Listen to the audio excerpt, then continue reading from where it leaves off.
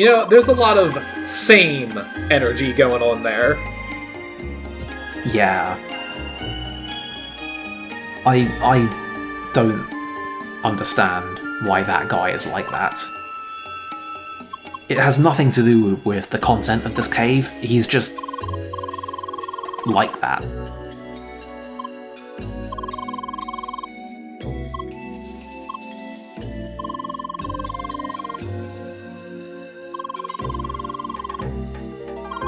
So, how do you feel about some tower defense? It is not my preferred genre, generally. Well, I've got some bad news for you then. You know, except for the fact that you're not actually the one playing this, so you just get to see it happen, you don't have to actually deal with it yourself.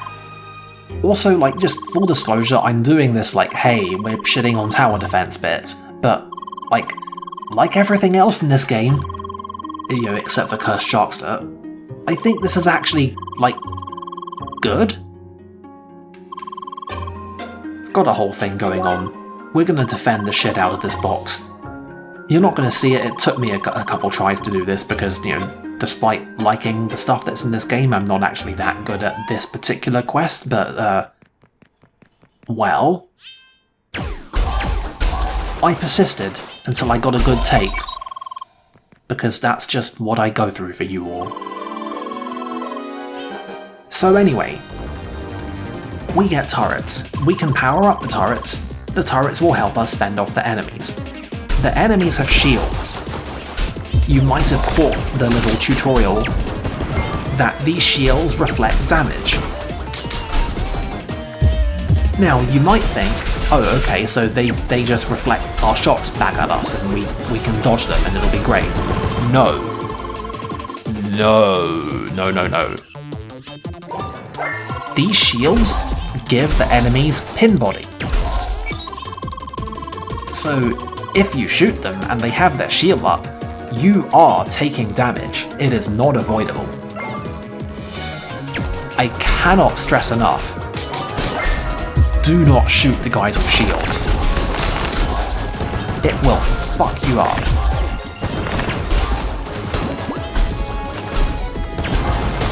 The other reason shields are annoying is of course because they prevent the actually pretty decent damage that the cold and hot turrets can do. So, neutral turrets, ordinary firing, break shields, otherwise unremarkable. Hot and cold turrets, big damage, ailment debuffs, cannot pierce shields.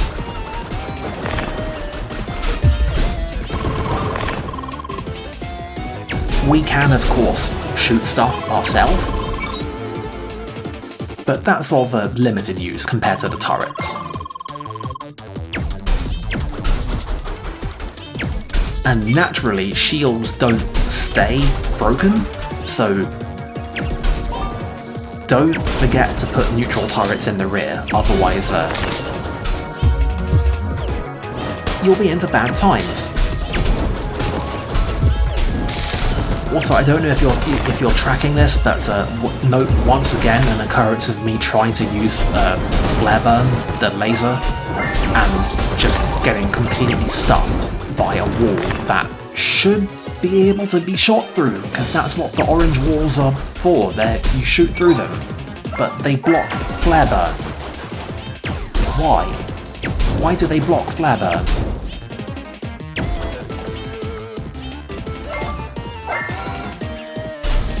Why are they like this? This quest seems like a lot of this is why we can't have nice things. Yeah. Oh, you might as well know that these enemies are technically all unique. They have higher stats than the ones outside, and they're technically different encyclopedias.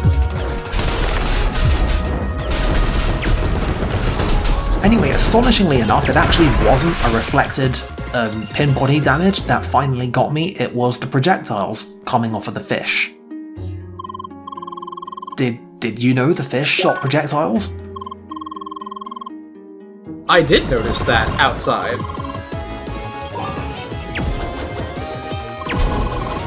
It's honestly a lot more likely that you'll spot that for the first time in here, because the ones outside are... Well, it's not that they go down quickly, it's that there's a lot of noise going on when you fight outside. These ones are a lot more likely to be able to actually annoy you with all their projectiles, especially because you've got this whole wavy corridor situation going on. Cannot stress enough how much you should not shoot the guys with shields. Him body damage is no joke, I think we established that.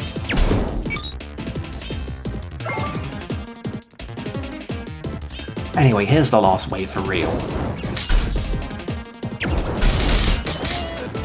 You'll notice that I wound up kind of going overboard on the fire turrets. Like, they do the whole piercing damage in a long line thing. They set stuff on fire, which gives you damage over time, that's great. Frankly, I feel like I could do the ice half of this equation myself. But, not neglecting the ice is also a solid choice. I recommend it.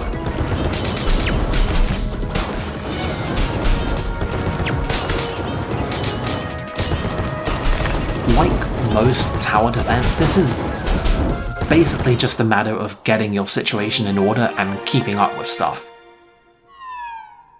Once you can get established, this tends to all work out.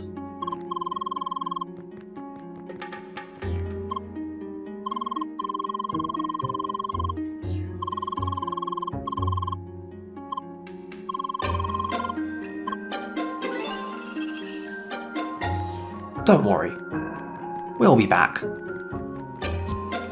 I mean, that was not as offensive as I was expecting, to be honest. Oh, don't worry. Like I said, we will be back.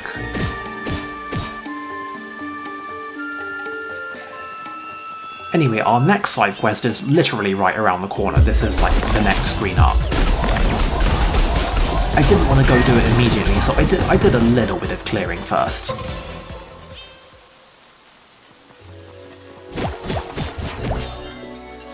There's a lot of screens here that it helps to just have a feel for.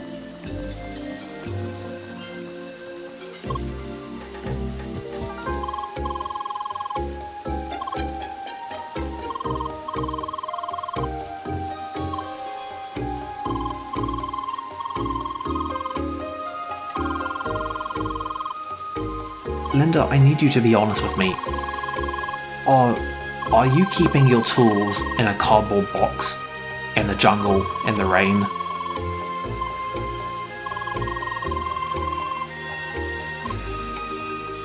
She's pretty down with murder too, while we're on that subject. But she feels bad about it. Like it's a necessary evil. It's okay. Their bodies will return to the track and feed the next generation of plants and animals. Now go kill everything. Well, don't kill everything, only kill the things that are trying to kill her while she does science. I mean, the fact that there aren't any monsters here that aren't trying to kill her is just... that's just a detail.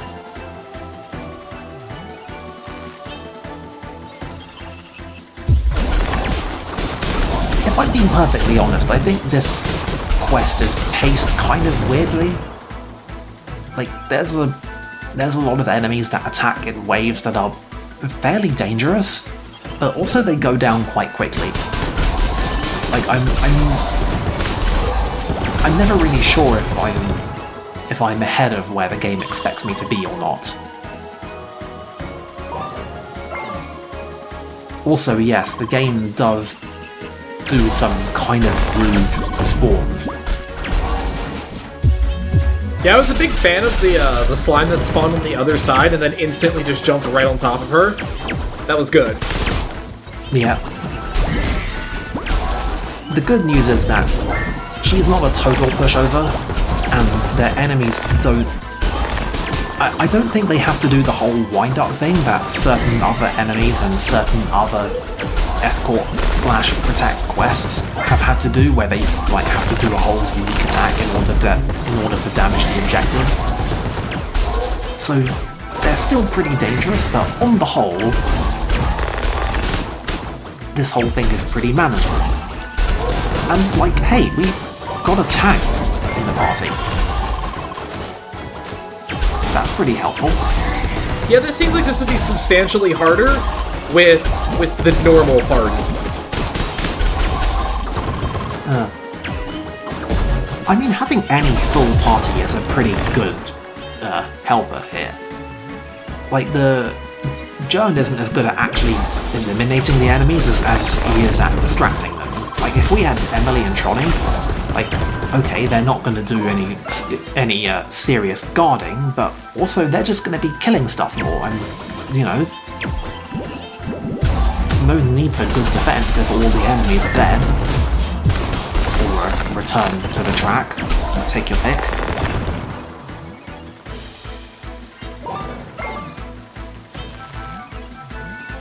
I'm a big fan of drawing the ice wall just around the back to protect her, but it doesn't last. But it actually would be pretty helpful though, because the ice trails that ice abilities leave, they stick around for a bit, they deal damage, and they stun.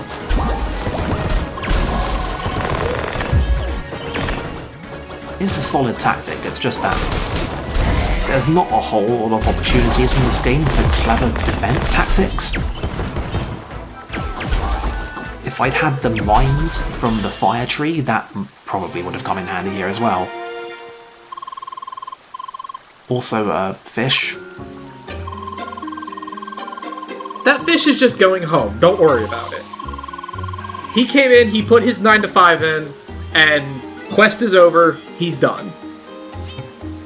That fish was drawing attention to the tile set used by the game engine, and I won't tolerate that. The fish has to go.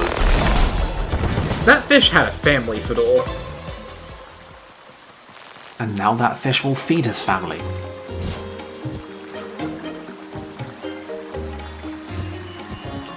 Anyway, I shouldn't have done that. Like, we're not stuck or anything, we can teleport out of here, hell, we can walk out of here, but I used the forbidden jumping technique to make that jump. We should come here from elsewhere.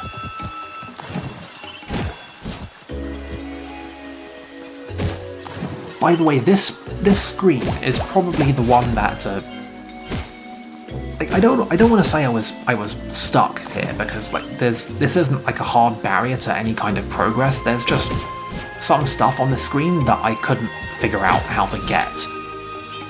That's incumbent on getting to the higher level, up to the north. And what you actually have to do is you have to enter this screen from a totally different entrance than the obvious one to the south. But, of course, I don't know that at this point. So, I cut out a lot of just loitering around here, wondering how the hell to get up there. Anyway, this is where we are and where we've gone. That screen we were just at is the one with the warp point on it, by the way. So this is pretty much 12 o'clock in the circle. This is the destination point. And once we walk off of here to the east, we will be going back around the other side of the circle. Or at least we'll be starting to. We'll see how that diverges a little bit.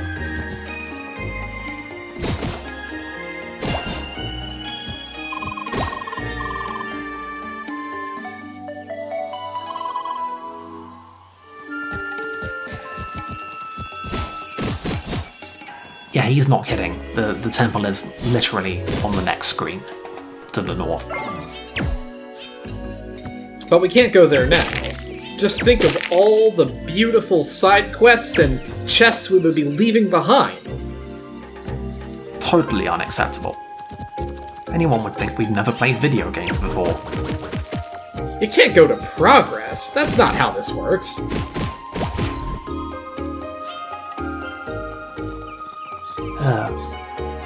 So yeah, Gaia's Garden isn't that complicated. It's just huge.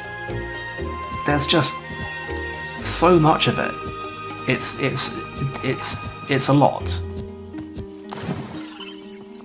There's like 60 something, like 66, 64 chests. I can't remember, I think it actually varies a bit between versions for a reason I'll tell you about in about 20 videos time. But the point is, it's the highest total. It has the most stuff. It has the most places. It's the most video games in the video game. It's the most everything. It's the most everything. Yeah. I mean, this didn't seem all that unreasonable to get up to here. I feel like this area would probably be better if it wasn't a donut, and it was just one path or the other, because, CrossCode standards and whatnot, but this felt very reasonable in terms of us just exploring and also making progress in a reasonable amount of time. Right, but here's the thing. We've been to half of this place. Autumn's Rise and Bergen Trail and Autumn's Fall and Maroon Valley, they were open areas. They had a lot of paths through them, but they had pretty much they had one path. They were like a little dungeon. They were like we've gone to Zelda analogies before in our analysis of this, but they were kind of like the Skyward Sword overworlds. In that, they were overworlds, but they were also kind of dungeons, let's be honest. So they had a pretty linear track and a relatively constrained presence in terms of literal area. But Gaia's Garden changes things just by virtue of being so enormous. It is also a little bit of a divergence in how it handles the plot content in the area. The game's actually been changing this up continually. It's one of the little things that I like about Autumn's Rise and Bergen Trail being pretty much one segment of the game. They were just a place. You walk through it. You can ignore almost everything in it if you want. You just walk from one end to the other and you arrive at Bergen Village. Maroon Valley eventually results in a path that you can just walk through, but you have to pick at it a lot. There's a lot of barriers you got to resolve, and there's some exploring you have to do. The place is a little puzzle, and you have to solve it before you can get through. Autumn's Fall isn't very complicated at all, but there's a plot quest in the middle of it, and that rabbit drags you around and makes you fight him. Gaia's Garden, in theory, you can just walk around, you can just walk to the temple, but what it changes is that it gives you the city, it gives you Base and Keep right at the beginning, and it lets you pick up all the side quests. And you can just find the stuff in Gaia's Garden to do as you're walking through it. There may or may not be an additional element that we'll see later, but you didn't hear that from me.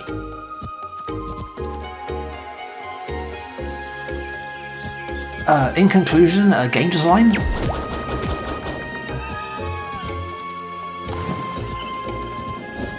Do you like game design? I could take or leave game design.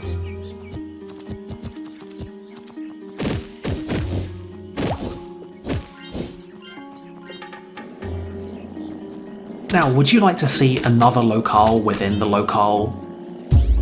Also, would you like to see what happens when we try and fight 4 of these cats at the same time? I'm going to imagine it's what happens when you attempt to fight 4 cats in real life at the same time. I mean, not literally, but at the same time, it goes about as well, so I'll accept that as an answer. Joan's out already. Apollo is, like, on critical health. We are only barely not on critical health. These cats will fuck you up, man.